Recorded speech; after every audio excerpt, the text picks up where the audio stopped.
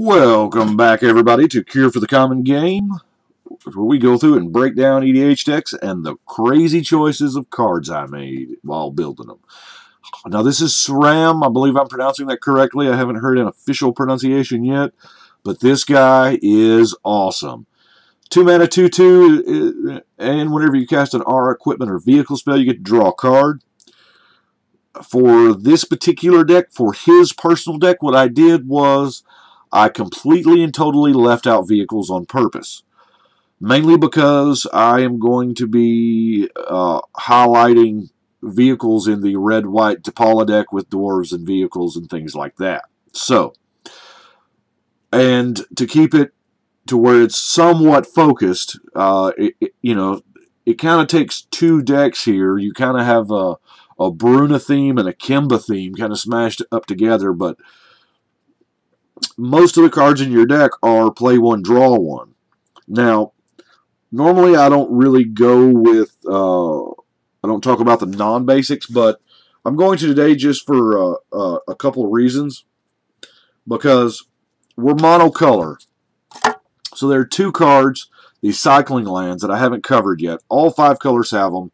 There was a round in Onslaught and a round of them in Saga.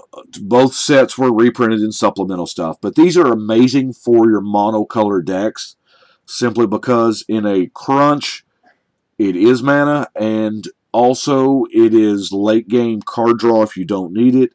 Downside, they come into play tapped, but you're going to find yourself cycling it way more than you would normally. These are excellent choices when you're talking about monocolor. Anyway, before we get into the nuts and bolts here, with what I call the nuts and bolts are the equipment and the auras. Let's here's the only enchantment I have that is not an aura. Just because it's pretty good. I mean, it's alright. And I have 2 artifacts that are not equipment. We have the journal just because we are drawing, and in best case scenario, we're going to be drawing multiple cards here. No max hand size and some life gain is pretty neat. Also, I have the Cage Sun. Now, it looks like I actually added the Cage Sun after I played this deck, simply because you need to be able to play multiple spells a turn. Especially when you're talking about Voltroning something up, which that's exactly what this is doing. You are Voltroning something. Now, what, pray tell you ask, are we Voltroning? Well, let's look at it. Let's look at the creature base. Now, we have creatures that you would absolutely expect to be in here, like just Ram's little kitty cat friend. She makes cats for each equipment zoner, so it kind of fits with the theme. The Pure Steel Paladin, equip cost having, free, and drawing another card off of him when you play one. That seems really, really good. Of course, you have the Stone Hewer and the Stone Forge to go and get your equipment. This guy's kind of a little different. I really like him. He just adds that extra bonus. Now, obviously, we can't, not have her. Because, let's face it, she's amazing. She's another copy of our General's ability. It just, we're talking some card drawing now. Our equipped creatures are going to get an additional one. And then when they die, you get to draw. Steel Shaper. There's no way that this is not good. I've got some, obviously, auras. Totem Armor is a thing. Oh my gosh, I love me some Totem Armor. This chick is amazing for it. It's hard to see her go when she dies. Obviously the Swordsmith, which is a kind of a more expensive. But let's face it, it puts it into the battlefield. Now, we got Mom, because, we're playing white and we're playing Magic, because Mom. Because reasons. Now, Indomitable Archangel here is going to obviously protect our artifacts because, let's face it, metalcraft should not be a problem. The cub flying, that's kind of a big deal.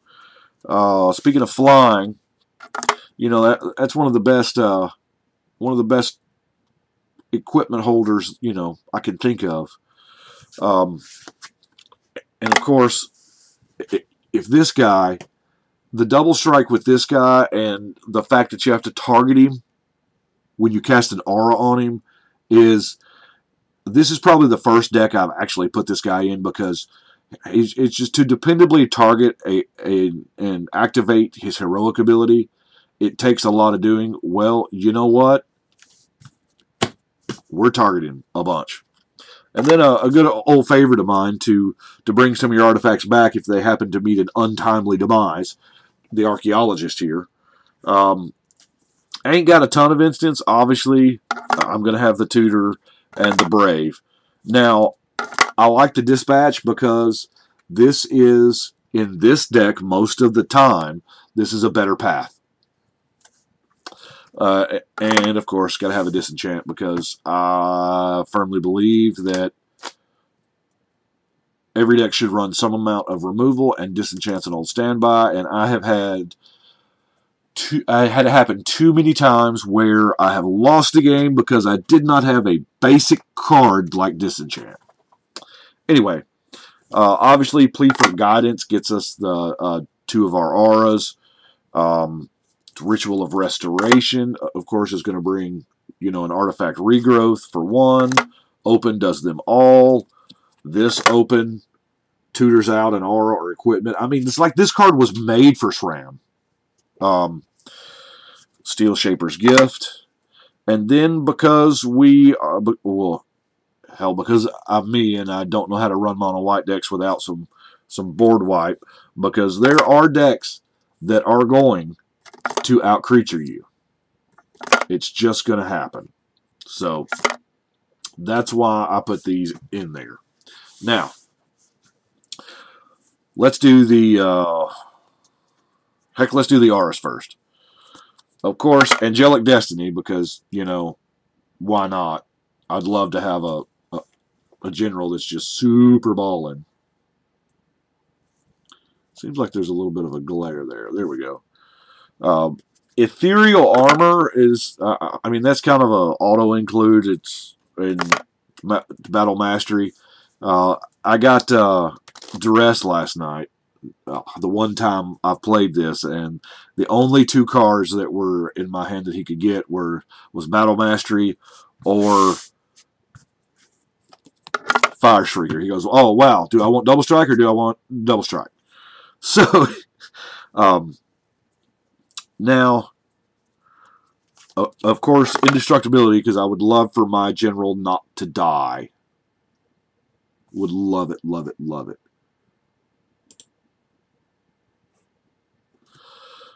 Spirit Mantle, given protection from creatures. FYI, this means they can't be blocked at all. So, that's good.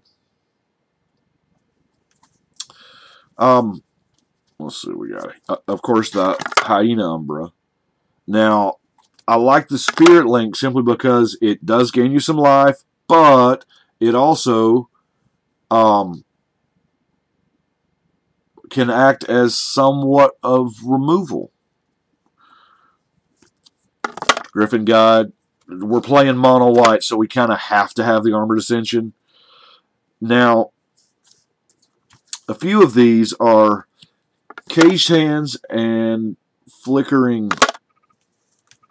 Ward are very, very similar. Flickering Ward being the better of the 2 because it just costs 1.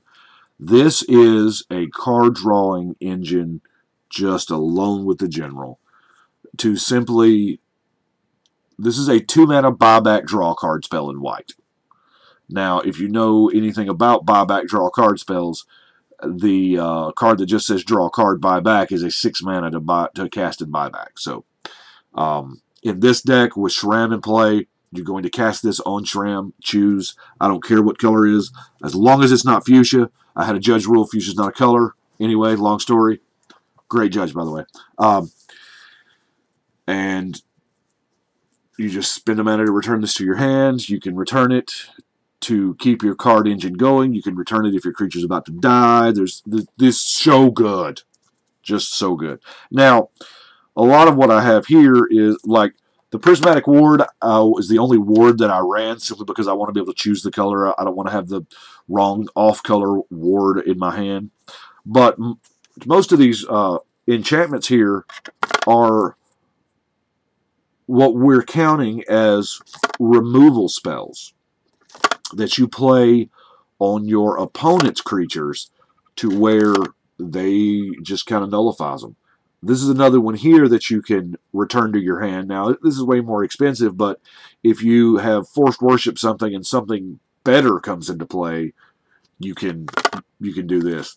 Now, obviously, the Voice of Duty is one of my favorites simply because I love that cycle of, hey, you can't attack me. I put this on my opponent's general, and it become a race between my other opponents to get it off. Because, you know, it makes you not a target. And then we've got the Arrest. Now, we got some standard things that I typically run a bunch of. I mean, y'all have seen me get right with the Lightning Greaves many, many times. Sword of Vengeance, because that's just too many abilities not to play with, and when you tack on draw a card, it's silly. Whisper Silk Close is obviously protection. Strata Scythe is the equipment version of Armored Ascension, obviously. Now, this is the perfect equipment that bridges the gap between equipment and aura. This is beautiful. This deck was just made. Sram was made to wear the helm. I don't know if it comes in dwarf size, but by gosh, it is now. Bone Horde. Meh. Creatures in all graveyards. Here lately, what I have noticed, tell me if y'all have noticed the same thing, but it seems like here about the past couple of months, everybody is running some form of mill. I can't tell you how many times I have heard, turn one, Altar the Brood, go. And, you know, things that key off graveyards, that's the only reason why this is in there is kind of a meta play in my area. Obviously, Shield of the Avatar. But let's get to what the actual, what I call the serious equipment, because I'm only running 2 of the swords. I'm running the Body and Mind and the Feast and Famine. Now, the Feast and Famine is, of course, in my opinion, the better of the 2, because you get to untap your lands. So I'm going to cast things before combat, which, however ill-advised that is, sometimes it just has to be done, and in this deck, it has to be done. Especially if you just drew the removal aura, and it's going to impact combat. And this way, you get essentially, it almost doubles your turns. Jit, I don't have to sell you on Jit. You already know this is an amazing card, especially when it's equipped on a double striker, because then you're talking about getting 4 counters per turn. Whoa! Well, these new sleeves got a lot of air on them. Batter Skull, of course. I mean, here again for your Stoneforge and Stonehewer uses.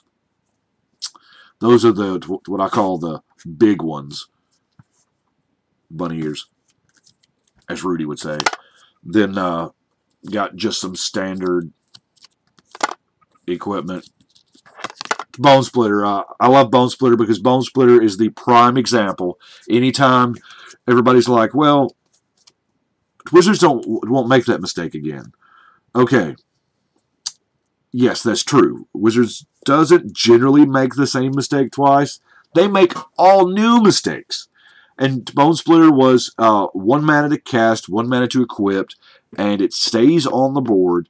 This is them. They made this card in the first set, obviously Mirrodin, when they made equipment. They did not know the power level of equipment, how good it would be.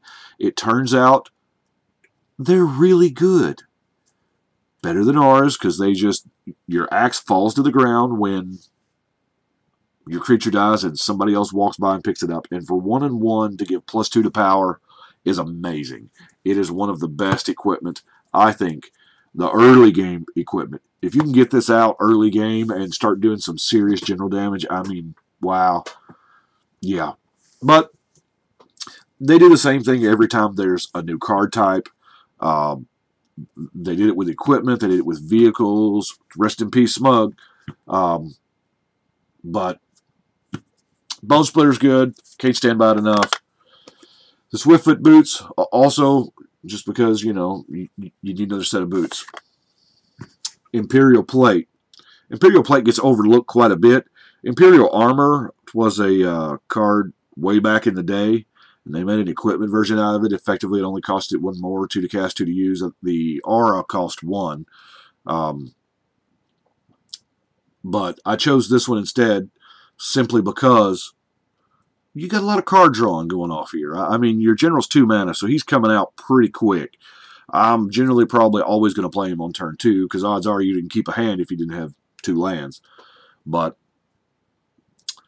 it played really well the one time that I played it. I'll put a deck list up. Of course, these are early versions of these decks, and as more cards come out, I will obviously drop more in there and see what else we can do. But I appreciate you watching. That's what I've got for the Senior Edificer. Appreciate you watching, but right now,